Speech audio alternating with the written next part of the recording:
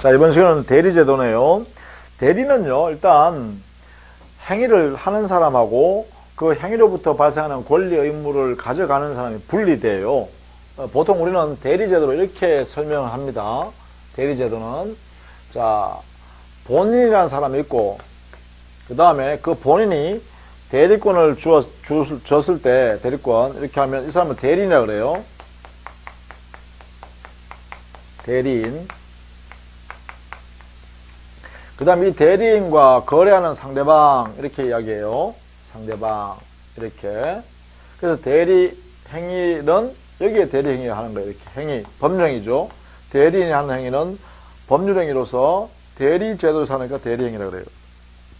이때 본인과 대리인 사이에는 대리권이 존재하게 됩니다. 이렇게. 대리권.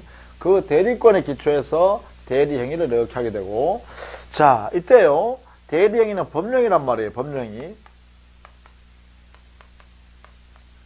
법률행위인데 법령에는 뭐예요? 효과가 발생하죠. 권리 의무라는 효과. 권리 의무라는 효과가 발생하여 효과가 발생하는데 이 효과를 뭐라 하냐? 대리제도에서 발생하는 효과니까 대리효과라 그래요. 대리행위로부터 발생하는 효과니까 대리효과라고 하기도 해요. 그럼 이 대리효과는 어떻게 되냐? 이렇게 기술된다는 거예요. 이렇게요. 자, 보세요. 행위는 대리인과 상대방 사이에 이렇게 행위를 해요. 대리인과 상대방 사이에 행위를 해요. 그 행위로부터 권리 의무가 발생하는 것은 이렇게 본인이 가져가죠. 이렇게 본인이. 자, 이때 상대방 입장에서 보면 상대방은 행위도 하고 그 다음에 권리 의무 효과도 가져가죠. 그 문제가 안 돼요. 여기는. 그런데 행위는 대리인이 해요. 근데 행위로부터 효과는 본인이 가져가요. 이렇게. 그래서 행위와 효과가 분리된다 이 말이에요. 이게 대리제도의 가장 큰 특징이에요. 이때 말입니다. 이 대리행위라는 법령에는 대리인이 모든 의사결정을 이렇게 해서 대리인의 의사에 의하여 이 행위를 하게 돼요. 이 의사결정할 때 본인한테 하나하나 물어가지고 의사결정하는 게 아니라는 거예요. 즉 여기에 있는 대리인이 임의적으로 의사결정해서 행위를 한다. 대리행위를 한다 이 말이에요. 상대방과. 이 점이 또 특징이에요. 본인이 대리인에게 대리권이 이렇게 주어지면 대리인이 알아서 의사결정하는 것이지 본인이 의사결정하는 게 아니다 이 말이죠. 따라서 이 의사결정에 의하여 행위를 대리인이 하게 되면 이렇게 그 의사결정에 따른 행위로부터 발생하는 효과는 본인이 진다. 본인이 가져간다. 이 효과는 권리도 있지만 의무도 있어요. 의무가 있으니까 뭐가 되겠어요? 책임을 져야죠. 따라서 이 책임은 본인이 진다 이 말이에요. 예, 그렇죠? 권리와 의무에 관한 책임은 본인이 진다. 이런 이야기예요. 이런 논의가 바로 대리제도다. 요것을 잘 알아두세요. 그래서 뭐냐면 대리제도는 개인적으로 할 수 있는 자치 영역이 확장되죠. 대리제도는 사적 자치가 확장되는 그러한 기능을 하고 있습니다. 기본적으로. 다만 이 본인이라는 사람, 요 효과를 가져가는 사람이 우리 민법상의 제한 능력자, 즉 미성년자나 피성년 후견인이거나 피한정 후견인처럼 이렇게 제한 능력자 할 때는 여기는 법정 대리인이 존재하게 돼요. 법정 대리인. 이런 경우에는 사적 자치를 본인 스스로 못하게 한단 말이에요. 제한 능력자. 그럴 때는 사적 자치를 보충하는 기능도 하죠. 보충 기능. 이 보충 기능은 주로 법정 대리 제도에서 이루어지는 것이죠. 그러면 이 확장 기능은 주된 기능으로서 임의 대리에서 주로 일어난다. 이렇게 해석할 수 있습니다. 자, 이렇게 대리 관계가 이루어지면요, 보세요. 삼면 관계가 만들어지죠. 삼면 관계. 그게 뭐냐면 첫 번째, 그게 대리권 관계. 두 번째, 대리 행위 관계. 세 번째, 권리 의무 관계인 대리 효과 관계. 그렇죠? 이게 대리의 삼면관계다 이렇게 해요. 대리의 삼면관계예요. 이 대리의 삼면관계는 대리권관계, 대리권관계는 누구죠? 본인과 대리인 사이의 관계죠. 그 다음에 대리행위관계, 여기는 대리인과 상대방 사이의 관계죠. 그 다음에 세 번째 대리 효과관계가 있어요. 권리 의무 관계죠. 이때는 상대방과 본인 사이의 관계죠. 이런 관계를 말해요. 자, 이때요 대리 행위라 하기 위해서는 반드시 현명이라는 제도를 해야 됩니다. 이걸 우리는 중심으로 공부합니다. 이렇게 이 부분이 바로 보통의 법령행위와 다른 점이죠. 대리인이 반드시 본인을 위한다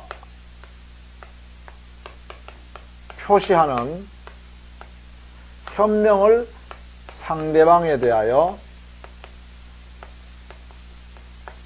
하여야 합니다.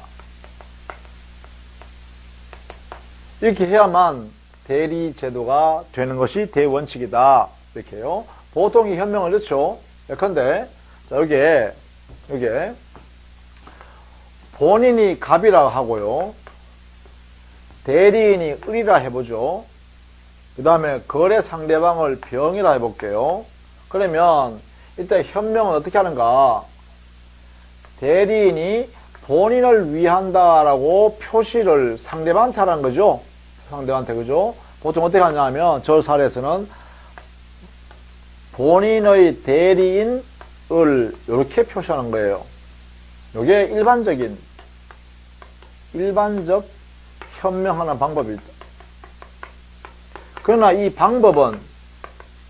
원래 이 방법은 제한이 없습니다. 즉, 본인을 위함을 표시하는 방법은, 즉, 현명하는 방법은 아무런 제한이 없어요. 이렇게 글자로 이렇게 표시할 수도 있고, 갑의 대리인, 본인 갑의 대리인 을이다. 대리인 을이 이렇게 한다. 이렇게 쓸 수도 있지만, 글로 쓸 수도 있고, 글씨, 말로 할 수도 있고, 거동으로 할 수도 있고, 등등등 제한이 없어요. 그래서 제한이 없습니다. 무제한입니다. 이거 결국은 상대방에게요, 대리인 자격으로 이 거래행위를 하고, 이 행위로부터 발생하는 권리 의무는 상대방 너하고 본인 누구하고 권리 의무 관계를 맺는 거다. 내가 책임지는 거 아니야 라는 것을 상대방한테 알리는 행위가 있으면 된다는 거예요. 그것을 현명이라고 그래요. 이 현명이 있게 되면 어떻게 되냐? 바로 대리행위가 된다라는 것이에요. 현명이 있게 되면 대리행위. 대리행위 있으면 뭐예요? 대리의 삼면관계에서 이루어진다 이런 이야기죠. 이렇게 된다 이거죠. 이렇게. 에? 자, 이것을 여러분 알수면 되는데, 근데 그 중에 말입니다. 만약에 여기에 있는 대리권, 본인과 대리인 사이에 대리권이 없는 상태다라고 하면 이게요, 없다. 이렇게.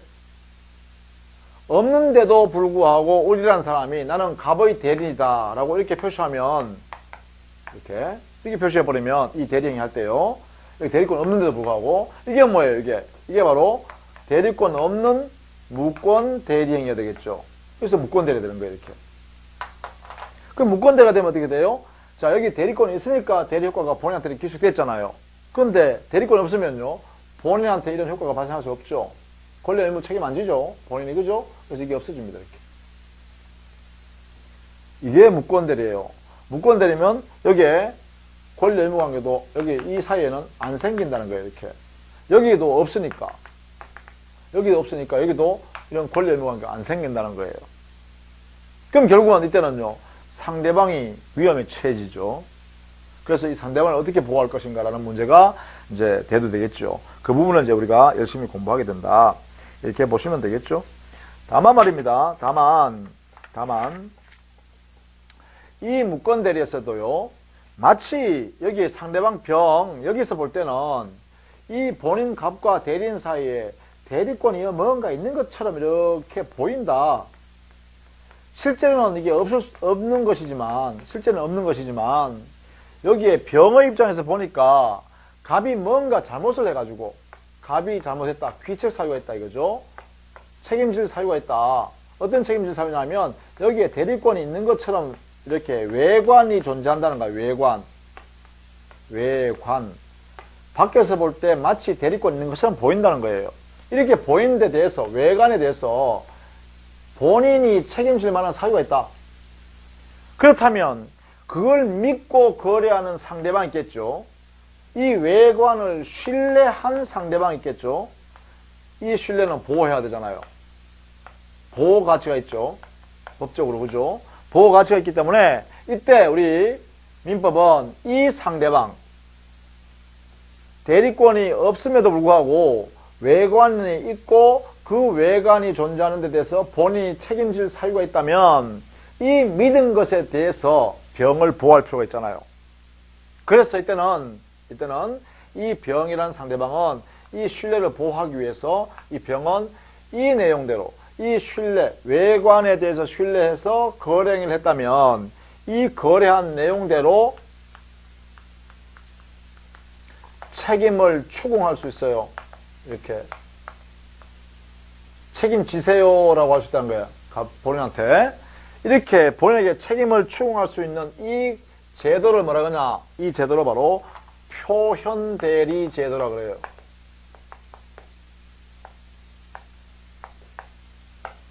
표현대리 제도. 즉 표현대리는 원칙적으로 무권대리예요. 대리권 없으니까 실제는 그죠? 대리권이 없어요. 여기 대리권 없어. 이게 무권대리예요. 무권대리의 성질이에요. 성질은. 그런데 마치 유권대리처럼 취급을 해요. 그 이유는 왜 그러냐면 본인의 귀책사유에서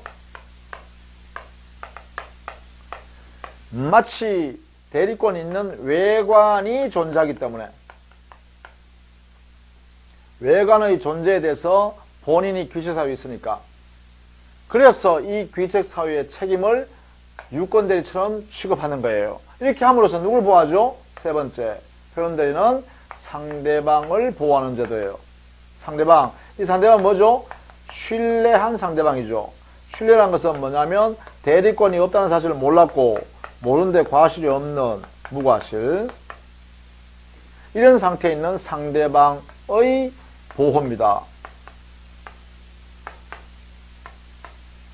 상대방을 보호한다는 제도는 우리 법적으로는 어떻게 표현하냐면 이것은 거래를 안전하게 하기 위해서 한다. 거래 안전을 도모한다. 이렇게 표현해요. 이렇게 해요. 그래서 이게 표현대리 제도예요. 이게 표현대리 제도. 자, 표현대리는 무권대리이지만 유권대리처럼 취급하는 거야. 유권대리는 아니야. 유권대리처럼 취급해서 본인에게 책임을 지우는 거예요. 왜? 본인이 귀책사유가 있으니까. 유권대리라는 것은 뭐예요? 본인 책임을 인정한다 이 말이죠. 즉 대리행위 내용대로 책임을 지운다 이 말이죠. 이걸 표현대리라 그래요. 그죠? 자, 이렇게 대리제도를 전체로 한번 쭉 살펴봤습니다. 쭉 살펴봤어요. 자, 그 다음에 무효와 취소를 한번 볼까요? 무효와 취소. 거기 보시면 우리 민법에서는요, 무효와 취소를 어떻게 의미하냐면 결국은 무효사유와 취소라는 것은 우리 법에서 정해져 있는 무효사유 취소를 법령이 속에 존재한다라고 판단하게 되면 무효가 되고 취소가 돼요. 그죠? 무효와 취소. 이 말은 이 법률행위 속에, 자, 행위라고 쓰면 보통요, 우리는 이제 학자들이 약속입니다. 법학자들이 약속. 법학에서 약속이 뭐냐? 그냥 행위라 그러면 법률행위를 말합니다. 행위, 법률행위. 행위 속에요, 무효 사유가 존재하면 무효가 되고요. 만약에 취소 사유가 존재하면 취소가 되는 거예요. 이렇게요. 그러면 무효 사유와 취소 사유는 어떻게 정하냐? 이것은요, 우리 앞에서 설명 잠깐 드렸죠. 민법이 결정합니다. 이걸 우리가 뭐라 그러냐? 입법 정책의 문제다 이렇게 표현해요. 어떤 사유를 무효 사유로 할 거냐 취소 사유로 할 거냐는 이거는 오로지 입법 정책의 문제라 그래요. 이게요. 그래서 우리 민법이 정한 대로 정할 수밖에 없다는 것이죠. 민법이 정한 대로. 그럼 우리 민법은 무효 사유, 취소 사유를 어떻게 정하냐? 기본적으로요. 기본적으로 이 취소 사유는요. 첫 번째 제한 능력자.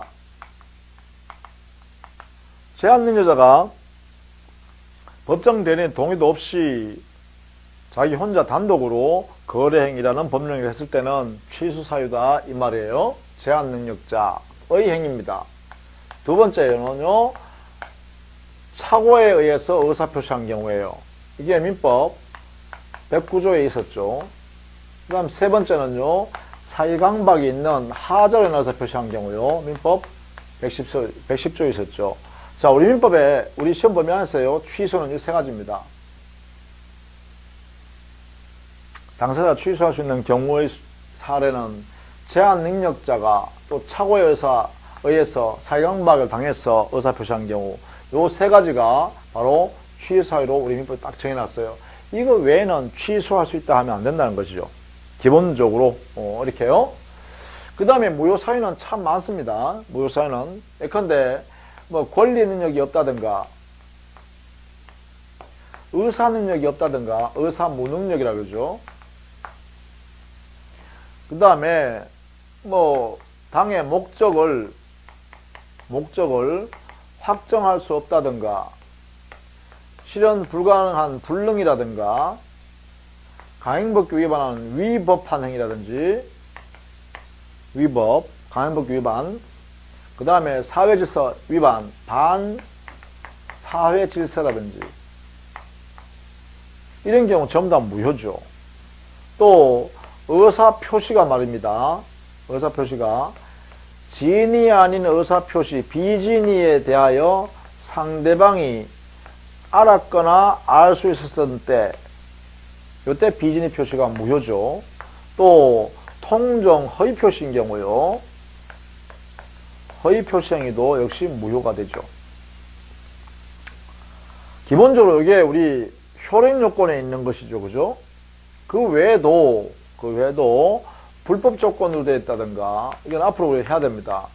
불법 조건이 사회 질서에 반한다라든가 뭐 이건 전부 다 무효죠. 자, 이렇게 해줬어요. 또 뭐 위에 우리 방금 봤던 무권 대리 행위도 무효다 이렇게 했죠. 그죠?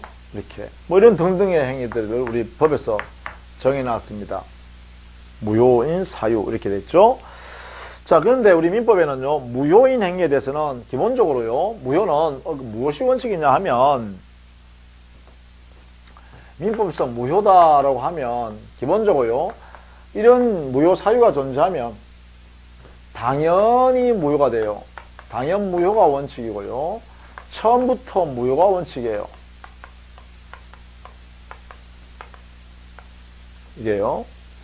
그 다음에 이 무효인 사유가 존재하면 확정적으로 무효가 원칙입니다. 확정적 무효가요.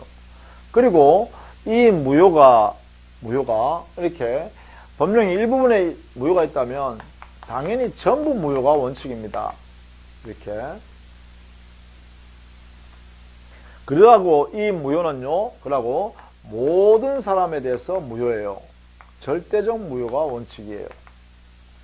이게 무효의 원칙적인 모습이다 이 말이에요. 민법에서 무효다라고 하면 아무 말 없이 무효라 하면 이런 무효를 무효라 합니다. 이런 무효를 이렇게. 그래서 예외적인 경우는 뭐 재판상 무효는 우리 민법상 없어요. 우리 시험 범위 안에서는 재판상 무효는 없습니다. 그 다음에 확정되어 있지 않은 불확정적 무효.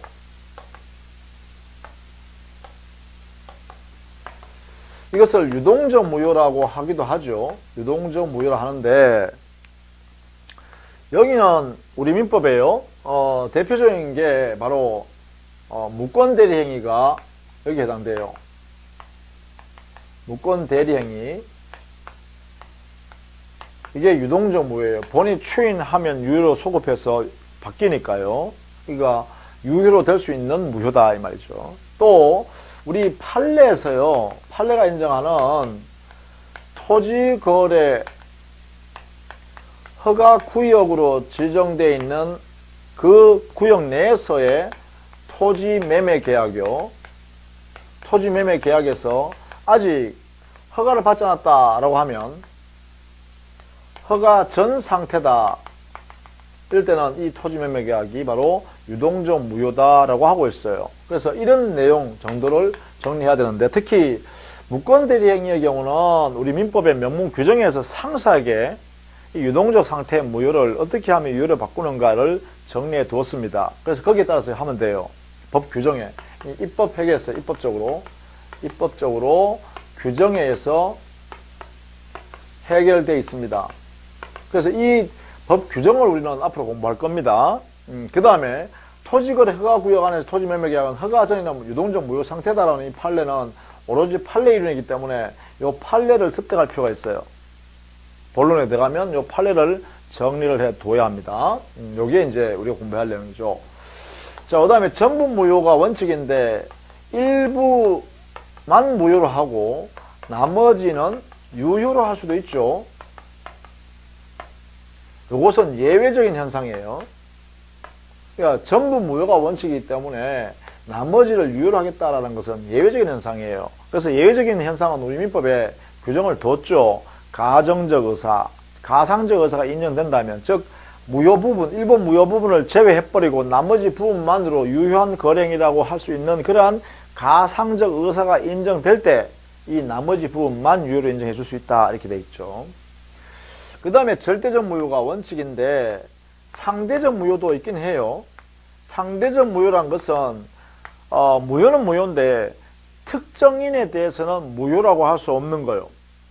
특정인에 대해서는 무효를 주장할 수 없어요. 원래는 무효란 것은 절대적 무효니까 모든 사람에 대해서 무효를 주장할 수 있어요. 그런데 여기 상대적 무효의 경우는 특정인에 대해서는 무효를 주장할 수 없는 건데 우리 민법에는 107조 1항 단서인 비진입 표시에서 상대방이 알았거나 알 수 있을 때는 무효로 취급하는 거 있죠.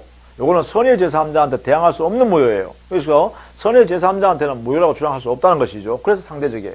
그리고 민법 108조 통정 허위표시죠. 허위표시죠. 허위표시도 역시 당사자 사이는 언제나 무효예요. 그러나 그 무효를 가지고 선의의 제3자한테는 무효를 주장할 수 없어요. 대항할 수 없다는 말이에요. 그래서 요 두 개 조항이 우리 시험 범위 안에서는 상대적 무효라 그럽니다.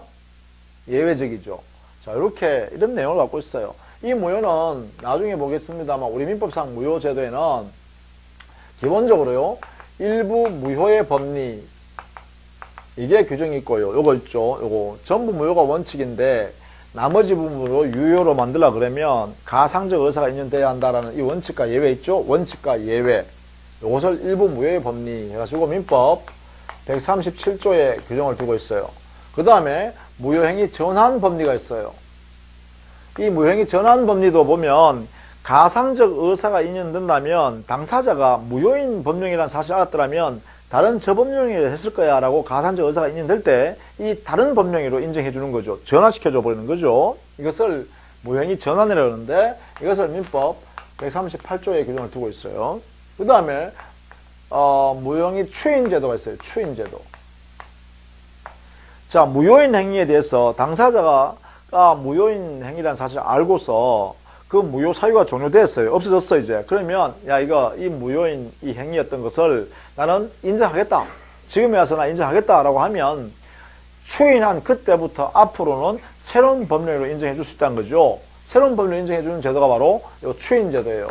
이게 무효행위 추인이라는데 139조에 이렇게 규정을 두고 있어요. 자, 이게 무효제도로 해서 우리 민법상의 무효 규정을, 즉 무효행위를 어떻게든 간에 어떻게든 유효한 행위로 바꿔보려고 만들어 놓은 규정들이죠. 이 세 가지 규정은 전부 다 임의 규정입니다. 임의 규정. 그래서 임의 규정이니까 당사자가 별개의 약정이 가능하죠. 별개의 약정을 하더라도, 즉 이와 다른 내용의 약정, 특약을 하더라도 이 약정은 유효한 법령행위가 되겠죠. 유효가 된다, 그죠? 이게 왜 그러냐? 임의 법규이기 때문에 이 규정들이 전부 다. 자, 이렇게 정리해 두세요. 그 다음에 취소는요, 우리 취소사유가 이렇게 존재할 때 취소권자가 취소한다 하면 소급해서 처음부터 무효로 만드는 것이죠. 이때 처음부터 무효가 되니까 이미 이행했다면 부당이득으로서 반환해 줘야 됩니다. 받은 것은. 취소해버리면 처음부터 무효니까 줄 필요가 없는 걸 줬잖아요. 그럼 받은 사람은 받을 필요가 없는데, 받을 권리가 없는데 받았잖아요. 그러니까 받은 만큼 부당한 이득이죠. 따라서 부당이득은 반환해 줘야 되는데, 이 반환 범위는요, 그 받은 수익자가, 이득을 본 수익자가 선의로 수익을 했을 때는 현존이익으로 반환하면 되고, 악의로 이익을 봤을 때 이때는 전부 배상해 줘야 돼요. 그 받은 거 다 돌려주고 그 상대방한테 손해나는 것까지도 다 손해배상까지 해줘야 돼요. 그런데 말입니다. 여기 제한능력자가 취소한 경우 있죠.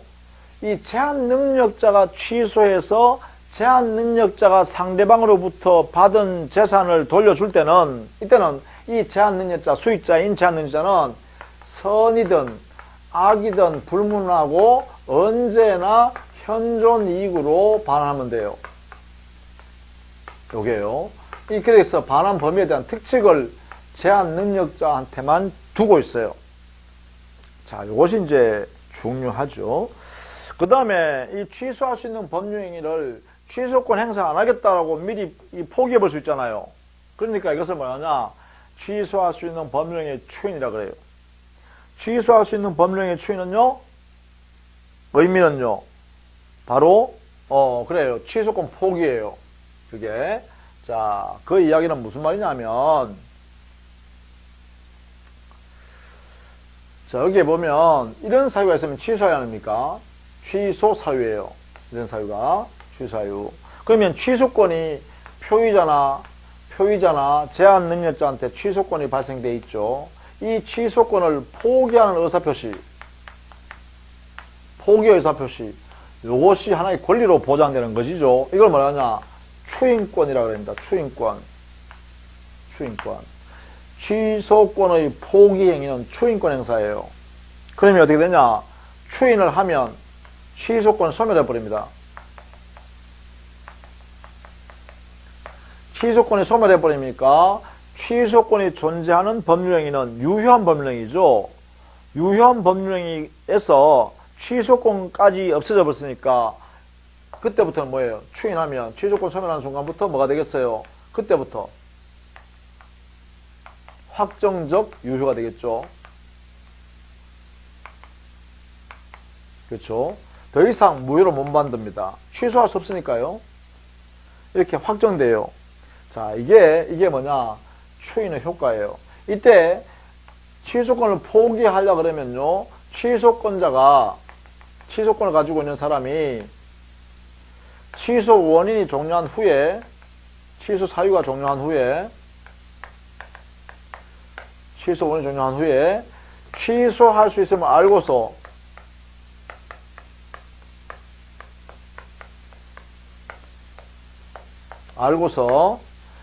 취소하지 않겠다는 의사표를 적극적으로 하는 거죠. 알고서 추인의 의사표시를 해야 돼요.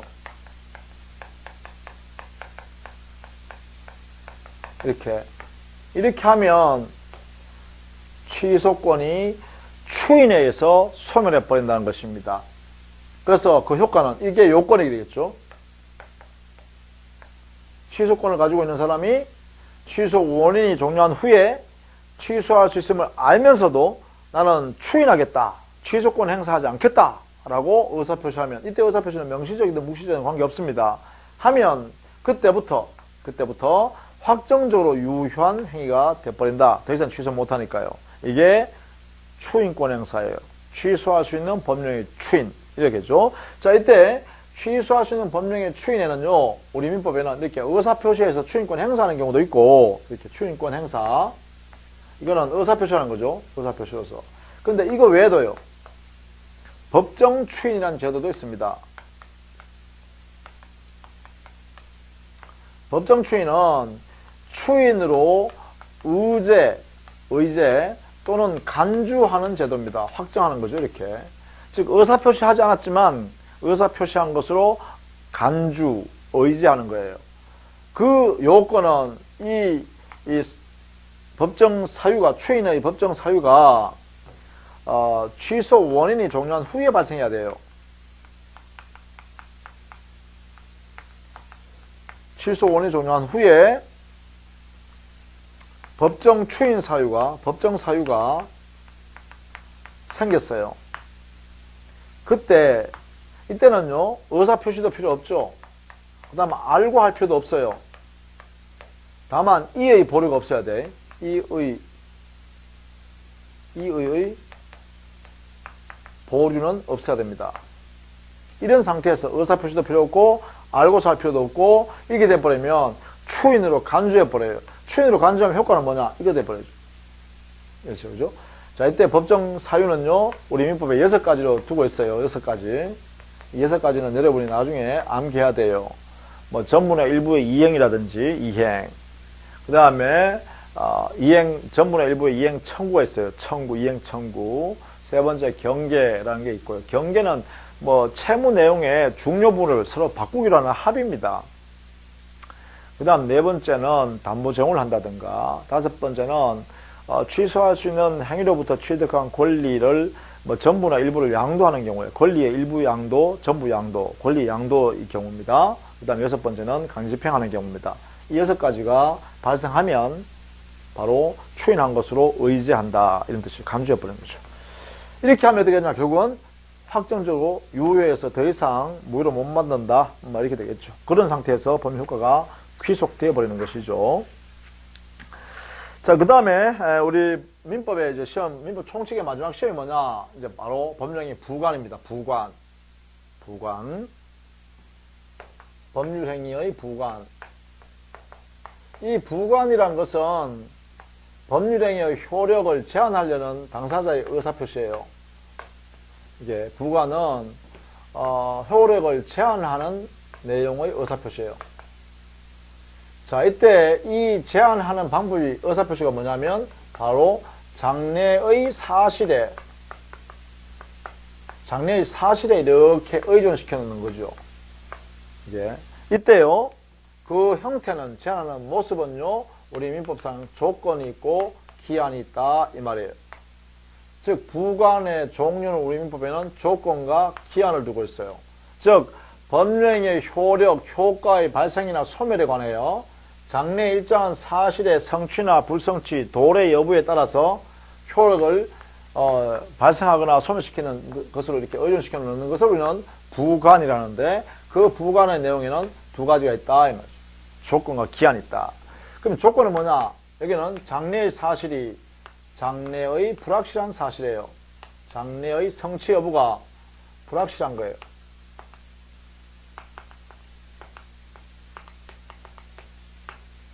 불확실한 사실에 의존되어지는 거예요. 의존. 법령의 효력 발생이나 소멸에 관해서 장래 성취 여부가 불확실한 사실에 의존시켜 놓는 것을 우리는 조건이다, 이렇게 표현합니다. 이에 반해서 기한은요, 그 의존한 장래의 사실이 반드시 도래하는 확실한 것이죠. 장래의 확실한 사실에 의존시켜 놓는 것을 말합니다. 이건 확실한 사실이에요. 이렇게. 여기에 의존시켜 놓는 것을 기한이라고 해요. 기한. 이렇게. 따라서 조건과 기한에 따라서요, 우리는 법령에다가 조건을 붙이면 조건부 권리 의무 관계가 생기겠죠. 기한이 붙으면 기한부 권리 의무가 생기겠죠. 그렇죠. 이렇게 생길 거예요. 자, 이때 조건부 권리나 기한부 권리는 권리, 현재 권리예요. 현재 권리. 이런 상태로 현재 권리란 거예요. 따라서 현재 권리니까 당연히요, 처분할 수 있고요, 상속도 될 수 있고, 보존행위도 할 수 있고, 담보로도 할 수 있습니다. 이게요. 물론 현재 권리니까 침해하면 되겠죠. 침해하면 안 됩니다. 침해 금지. 침해하면 안 돼요. 현재 권리니까 침해하면, 침해 만약 했다, 침해한 경우에는 이때는 조건부 아니면 기한부로 손해배상 책임을 져야 합니다.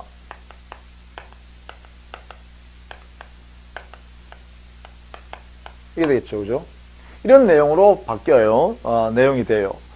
자, 이때 조건이 성취되는 데 따라서 효과의 발생은 어떻게 되냐? 효과의 관계에서는요, 조건이 성취되면 효력이 발생하면 정지조건이라고 그러고요. 효력 발생. 조건이 성취되면, 즉 장래에 불확실한 사실이 성취되면 효력이 발생하는 것으로 당사자 의사표시되어 있을 때는 정지조건이라고 그래요.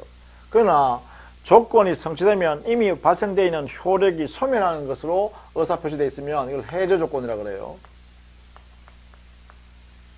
해제조건. 따라서 조건의 내용이에요. 당사자 의도가 조건 성취에 따라서 효력을 발생시키거나 소멸시킬 의도를 붙일 수 있는데, 발생하는 의도로 붙였을 때는 정지조건이라고 하고 소멸시키는 의도로 붙였을 때는 해제조건이다, 이렇게 붙여요. 이렇게요. 그 다음에 기한도 마찬가지예요. 기한도 그 기한이 장래에 확실한 사실이 도래함으로써, 기한이 성취됐잖아요. 도래했잖아요. 도래하면 효력이 발생하는 내용으로 당사자 의사를 붙이면 이때는 시기라고 하고요. 만약에 그 기한이 도래하면 소멸하는 내용으로 붙이면 이때는 종기라고 해요. 그래서 기한에도요, 시기와 종기, 마치 정지조건과 해제조건처럼 시기와 종기 이렇게 붙일 수 있어요. 이렇게 부를 수 있어요. 그러니까 각각 조건의 종류는 전조건, 해제조건, 기한의 종류는 시기, 종기가 있다라는 것이죠. 자, 이러한 조건이나 기한은 이게요, 조건, 기한을 못 붙이는 법령이 있어요. 즉, 다른 말하면 조건과 기한에 친하지 않는 법률 행위가 있어요. 다른 말하면 조건도 기한도 못 붙이는 거예요. 여기에는 조건 붙이면 안 돼, 기한 붙이면 안 돼, 이런 것도 있다는 거예요. 이 법령이 어떤 게 있냐? 원칙적으로 단독행위는 원칙적으로 못 붙입니다. 그 다음에 신분행위 여기에도 못 붙입니다. 그 다음에 엄수표행위 여기도 원칙적으로 못 붙입니다. 원칙적으로 이런 행위에는 조건이나 기한을 못 붙인다, 이렇게 해석합니다. 다만 예외적으로요, 단독행위라도 상대방에게 이익이 되는 단독행위일 때는 붙여도 돼요. 상대방이 이익이 되는 단독행위일 때는 붙일 수 있어요. 그 다음에 엄수표행위에서도 우리 판례가 하나 있는데, 뭐냐면 어음보증행위에는요, 여기에는 어음보증행위는 조건을 붙일 수 있어요. 그리고 엄수표행위에요, 여기는 시기는 또 붙일 수 있어요. 시기. 왜냐하면 시기가 대부분 뭐냐면 엄금 지급일, 수표금 지급일이에요. 지급일은 다 쓰죠. 이 어음을 가지고 몇 년, 몇 월, 며칠 이후에 오면 어음금 지급하겠습니다 라고 어음을 발행할 때 씁니다. 그걸 지급일이라고 그래요. 그 지급일은 시기에 해당되거든요. 시기. 따라서 어음수표행위에 있어서 시기는 붙일 수 있다, 이렇게 되겠죠. 그래서 나머지는 원칙적으로 여기는 못 붙입니다. 조건, 기한을 못 붙인다, 이렇게 되겠죠. 자, 이런 내용이 부관에 관한 이야기예요. 자, 여기 개념적으로 보면 부관에는 조건, 기한이라는 두 가지의 부관이 있다. 이 부관이라는 행위의 효력을 제한하려고 당사자 의사표시 붙이는 건데, 그 대상은 장래의 사실에 의존하게 된다. 이때 그 장래의 사실이 불확실한 사실에 의존되어 있을 때는 조건이라고 그러고, 확실한 사실에 의존되어 있을 때는 기한이라고 그런다. 요 내용을 기본적으로 알아두셔야겠죠. 그리고 그 조건에는 정지조건, 해제조건, 기한에는 시기와 종기라는 형태의 종류가 있다. 그리고 이러한 조건이나 기한을 못 붙이는 법령이 있다라는 것이죠. 이게죠. 못 붙이는 것도 있다. 이런 것들이 앞으로 이제 우리가 공부해야 될 내용이에요. 일단 우리는 알아둬야 될 게 조건, 기한의 가장 기본적 개념, 요걸 알아두셔야 돼요. 만약 이런 거죠. 지금 당신이 지금 열심히 공인중개사 시험을 공부하고 있는데, 내년에 시험 보는 공인중개사 시험에 합격한다면 내가 사무실 하나 만들어 줄게, 이렇게 했을 때요. 자, 그러면 사무실을 받을 권리가 생겼잖아요. 다만 이 권리는 언제 행사할 수 있어요? 그래요, 내년에 시험 봐서 합격해야 됩니다. 근데 합격한다는 건 장래의 사실이고, 장래의 사실이면서 동시에 지금 현재로 보면 확실하지 않죠. 시험에 합격했다고 확실할 수 없잖아요. 그러니까 이게 뭐예요? 불확실한 장래의 사실 성취 여부에 따라서 권리가 발생할 수 있도록 해놨잖아요. 성취가 된다면 권리가 발생하니까 뭐가 되겠어요? 조건 중에서도 정지조건이다. 이렇게 표현할 수 있겠죠. 그죠? 이렇게 표현하는 거야. 이렇게 이해하는 거예요. 그죠? 자, 만약 이럴 수도 있잖아요. 자, 내가 돈을 1,000만 원 빌려줄게. 이거는 한 달 뒤에 내한테 갚어. 한 달 동안 내가 봐줄게. 이러면 뭐예요? 한 달 뒤가 반드시 한 달 뒤는 현재 돌아오죠. 그렇죠? 그러면 한 달 뒤가 되면 반드시 그때 가서 그 돈을 갚아야 되죠. 그러면 한 달 뒤라는 것은 뭐예요? 반드시 도래하는 장래의 사실이에요. 그때 권리를 행사하는 거죠. 돈 내놔 1,000만 원 이렇게 할 수 있잖아요. 이 행위가 뭐예요? 바로 돈 1,000만 원 받을 수 있는 권리는 시기부로 권리가 발생하는 거죠. 지금 발생되어 있는데 언제예요? 한 달이 지나면 권리 행사할 수 있으니까. 그죠? 이게 뭐예요? 장래에 확실한 사실에 의존시켜 놓은 기한인데 기한은 시기죠. 시기. 그때 권리 행사하겠다. 발생한다. 이 말이죠. 이렇게 해석할 수 있겠죠. 이런 식으로 판단할 수 있으면 된다는 것입니다. 그리고 나머지는 법 조문에 우리 민법의 조문을 아주 상세하게 만들어 놨어요. 예컨대 조건을 성취한 그때부터 효력이 발생하거나 소멸한다. 다만 당사자 약정에 의해서 소급하기로 하는 약정을 하면 그 약정에 따라서 소급할 수 있다. 그러나 기한은 반드시 도래하는 것이기 때문에 소급하는 약정을 할 수가 없다. 반드시 기한은 장래적 효력이다. 그 기한이 도래했을 때 그때부터 효력이 발생하거나 소멸하게 되는 거다. 뭐 이런 것들을 해석에 대해서 우리 공부하겠죠. 자, 이렇게 정리를 해두면 되겠습니다. 자, 이렇게 해서 다음 시간에는요, 물권법 부분부터 정리하도록 하겠습니다. 고생 많으셨고요. 자, 민법 총칙이 참 어려운 부분이기도 합니다. 큰 그림을 그린다 생각하시고 가장 기본적인 개념들을 튼튼하게 예를 들어가면서 여러분 알아두시면 되겠어요. 그리고 기본 내용은 차근차근 우리 기본서에 가서 정리해 드리겠습니다. 자, 수고 많으셨습니다. 다음 시간에 또 뵐게요.